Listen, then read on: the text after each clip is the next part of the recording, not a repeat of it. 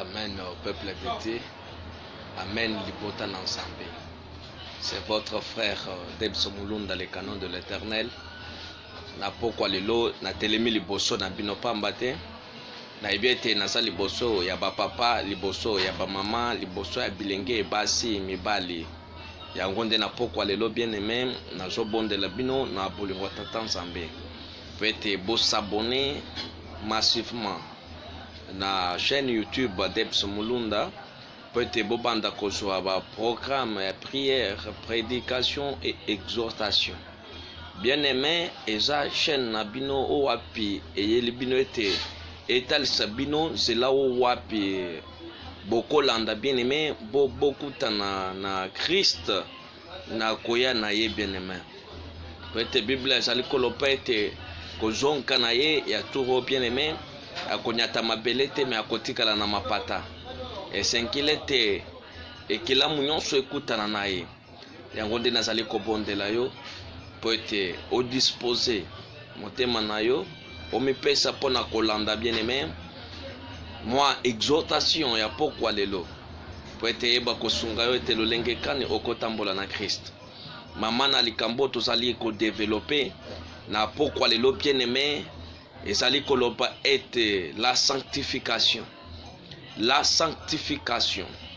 Bien aimé, lelo nde toko découvrir nini bazali kobenga sanctification. Utilité nango eza nini. Yango lecture de base na biso eza na 1 Thessaloniciens chapitre 4 verset 3. Ezali koloba ete ce que Dieu veut c'est votre sanctification. C'est que vous vous absteniez de l'impudicité. Amen église. Yango bien aimé, Bible eza clair. Pona koyebisa biso ete oyo Nzambe alingi eza ete bosantu na biso. Po ete to mibatela na kindumba bien aimé. Yango nazali kopontela omuntu ozali kolandanga. Ete o se sanctifier bisika ozali. Oyebisa pe moninga o aza pene na yo ete pona kokutana na Christ esekelete ozala saint. Yango bien aimé na bolingo tata Nzambe de mettre Hollanda likolo malamu bien aimé omibatela na kindumba na kimoyibi na makamba mabe bien aimé po ete Bible ezali kosenka biso eza clair elobi po ete eloko Nzambe azali koloka eza ete bosanto na biso okozala ozosambela bien aimé chaque jour okozala okendaka église bipai ozali bien aimé kasi bosanto kati na yo eza te okozala serviteur apôtre bien aimé révérend lolenge bato na bantu baza na bakombo balingi kozwa me bizaleli nini otalisaka bien aimé ero ozalaka yo moko bien aimé omikambaka ndenge nini yango nazopontela yo na pokwa lelo esika ozwami papa mama po ete omipesa liboso na Nzambe po ete omipesa liboso na ye te otika bomo ya mabe bomo ya masumu me olinga kotambola na liloba na ye po ete nde tina na ye akelaki yo bien aimé eza ete ozala monsantu liboso na ye moto akolanda Christ soki aza monsantu te bien aimé yango nazali kokebisa yo bien aimé toza na promesse ya malamu bien aimé oyo epesameli biso na promesse ya malamu bien aimé oyo eza likolo na biso oyo ete tokotambola na bizaleli ya mabe te oyo ete tokotambola kolandisama mokili te bien aimé me totambola kolandisama parole na Nzambe yango bisika ozali nazopontela yo bien aimé lolenge Bible ezali kolopela biso na mokanda ya 2 Corinthiens chapitre 7 verset 1 ezali kolopa ete et y a donc de telles promesses bien aimé. Purifions-nous de toute souillure de la chair et de l'esprit en achevant notre sanctification dans la crainte de Dieu. Bien aimé, c'est clair. Et c'est qu'elle était totaliste, bien aimé, bon sang, tout na biso, na ko banque ensemble. Ce qui est chrétien, ya sol, ou bien chrétien, bien aimé, yo muntu ozali kolandanga. Il tient qu'il était, o talisa bon sang, tout na yo na ko banque ensemble. Pour être promesse, ça li kolona biso. Yanko bien aimé, et c'est qu'elle était sekanyon so kotambol. Esprit da yo père, bien aimé, et ye biso était aux amana na Nzambe. Et c'est qu'elle était esprit na yo elopelete aux amana na Nzambe. okobungisa byonso bien-aimé, mais kobungisa identité ya mwana na nzambe te, kobungisa identité ya mwana na nzambe te. Yango nazali kobondela yo bien-aimé na mokolo ya lelo ete kobungisa identité ya mwana na nzambe te, ndima kobatela identité na yo na kobanka nzambe mpo okokisa mokano oyo kozala mosantu liboso na ye. Yango bien-aimé nazobondela na pokwa lelo mpo ete opesa bomoi na yo liboso na nzambe, mpo ete omitalisa ete oza moto ozali kobanka nzambe bien-aimé, mpo ete Bible ezali koyebisa biso ete ntina ya kokoma mosantu liboso na nzambe eza ete ochange makanisi na yo ya kobika lolenge nzata nzambe asepelaka ete obika bien-aimé. Yango ntina ya kozala mosantu yango wana esenkeli ete otambola kolandisa baparole na nzambe, otambola bien-aimé kolandisa oyo tata nzambe azali koloba. Yango nde ozali komona Krista a chaque fois azali koloba ete na ye mpona kosala mokano na nga te, me na ye mpona kokisa mokano ya moto atindi nga bien-aimé.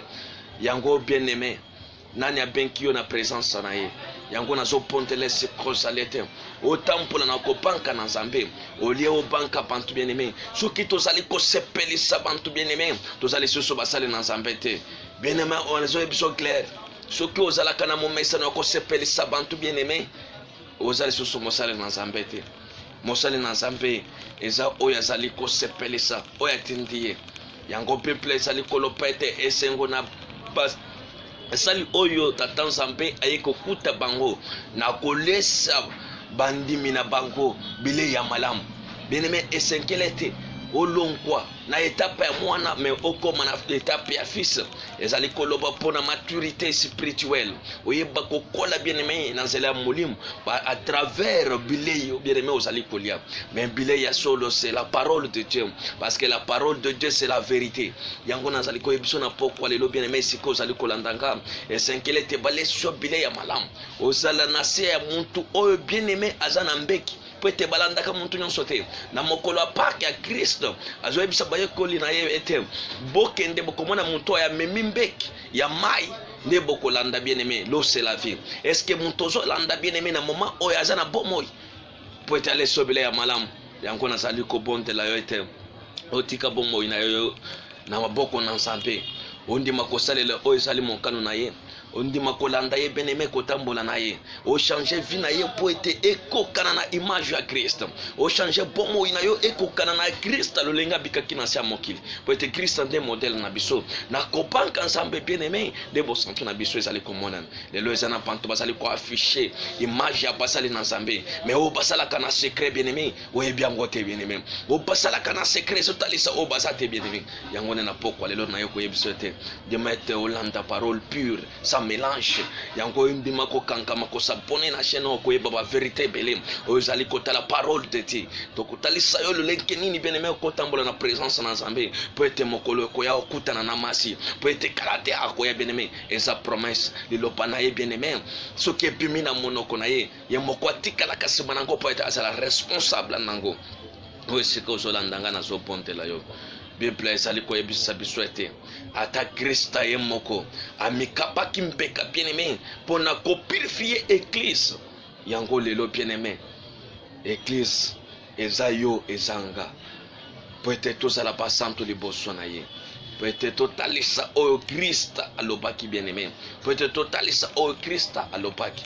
Yango nazopontela yo siko ozali ete change bomoi na yo, dima kokaba bomoi na yo na maboko na nzambe, dima kokaba bomoi na yo na maboko na nzambe bien-aimé. Yango na bondeli yo na motema mobimba yo muntu ozali kolandanga po ete omipesa liboso na nzambe, po ete okankama na nzambe bien-aimé. Lolenge Bible ezali koloba na Ephésiens chapitre 5 verset 6 ezali koloba ete Christ s'est livré pour l'église afin de la sanctifier. C'est la parole de Dieu bien-aimé. Et c'est qu'elle était au kankama na Christ oya salaki musala komikaba na ekulusu po ete yo bik. Yango na ponteli yo esiko ozali ndima koso opposition malamu ya kotambola na nzambe, nzambe nanka apambola yo ozala bien-aimé fidèle po ete dans des semaines eza na nouveauté mosusu ekoya oyo ekosurprendre bino kotalisa bino lolenge nini bien-aimé moto akomikamba na présence na nzambe, nzambe nanka azali longo na bino. Amen.